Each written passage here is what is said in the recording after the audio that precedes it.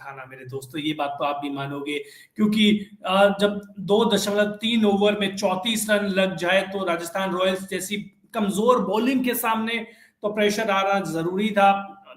बहुत सिंपल सी बात थी, लेकिन वहां से राजस्थान रॉयल्स के जो गेंदबाज संभले, उन्होंने जैक फ्रेजर मैगर को एक बार फिर से आउट किया।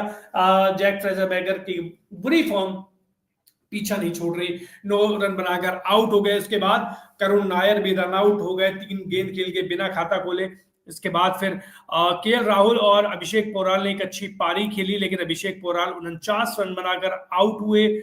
और जब शुरुआत में उन्होंने एक ओवर तुषार देशपांडे के ओवर में चौके छक्कों की बरसात कर दी तो लगा कि ये स्कोर बहुत आगे ले जाएंगे, लेकिन अभिषेक पोराल बहुत धीमे पड़ गए और केएल राहुल भी गलत वक्त पे आउट हो गए। वो तो भला हो अक्षर पटेल का, जिन्होंने 34 रन बनाए 14 गेंद पे, 4 चौके 2 छक्के लगाए। आशुतोष शर्मा ने भी एक अच्छी पारी खेली और उन्होंने भी एक वो कहते हैं ना सदी हुई पारी खेलते हुए 15 रन बनाए 11 गेंद पर। इसके अलावा ट्रिस्टन स्टब्स, फील्डिंग के बारे में इनके बारे में बातचीत मैं करूंगा, लेकिन उससे पहले बल्लेबाजी के बारे में बातचीत कर लेते हैं, क्योंकि जो कैच इन्होंने नीतीश राणा का छोड़ा, मुझे लगता है कि अगर वो कैच पकड़ लेते तो शायद हो सकता है कि राजस्थान रॉयल्स वही मैच हार जाती है उसके बाद, क्योंकि नीतीश राणा ने ऑलमोस्ट 30-40 रन बना दिए थे।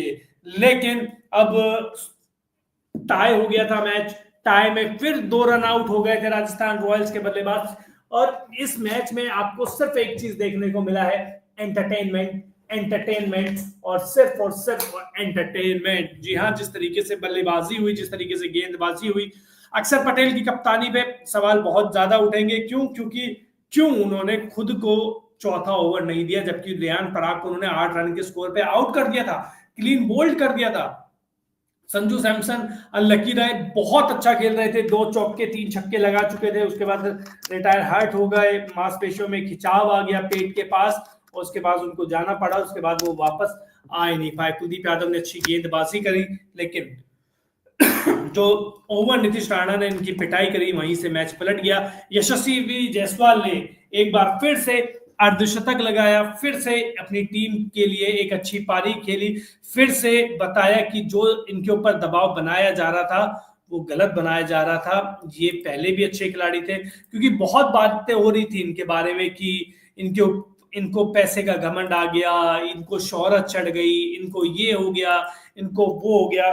उन्होंने कहा कि भैया मुझे कुछ नहीं हुआ है, बस 1-2 खराब मैचेस थे और वो खराब मैचेस निकल चुके हैं और मैं निकाल लूंगा। महेश तीसरा मैं अभी भी कह रहा हूँ, हसरंगा और जो तीसरा है वो युजवेंद्र चहल और अश्विन की पारी नहीं कर पा रही थी कि 4 ओवर में 1 विकेट 38 रन। मनिंदु हसरंगा से इस तरीके की पारी की उम्मीद आप नहीं करते। रेयान पराग को क्या हुआ है, रेयान पराग क्यों फ्लॉप हो रहे हैं अब लगातार?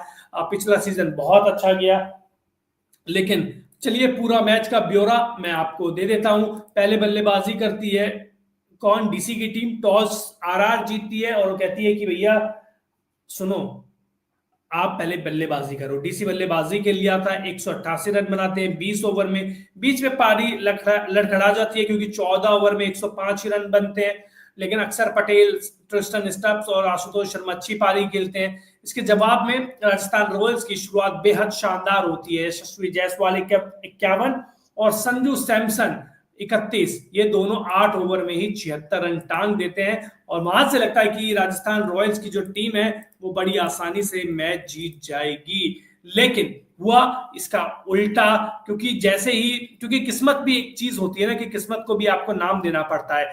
तो संजू सैमसन की मांसपेशियों में खिंचाव हुआ, 31 रन पे वो रिटायर हर्ट हो गए। नीतीश राणा आए, कंफर्टेबल बिल्कुल भी नहीं लगे, 8 रन बनाए, अक्षर पटेल की गेंद पे क्लीन बोल्ड हो गए। लेकिन अब 76 पे 1 हो गया था, संजू सैमसन पहले आउट हो गए थे। यशस्वी जायसवाल ने 1-2 शॉट मारे, लेकिन जब कुलदीप यादव ने उनको आउट किया 51 रन के स्कोर पर, और टीम का स्कोर था यानी कि आरआर का स्कोर था 112 रन, वहां से लगा कि यार ये मैच डीसी के हाथ में कहीं नहीं जाना। लेकिन उसके बाद नीतीश राणा का जो क्रिस्टन स्टब्स ने मैच छोड़ा,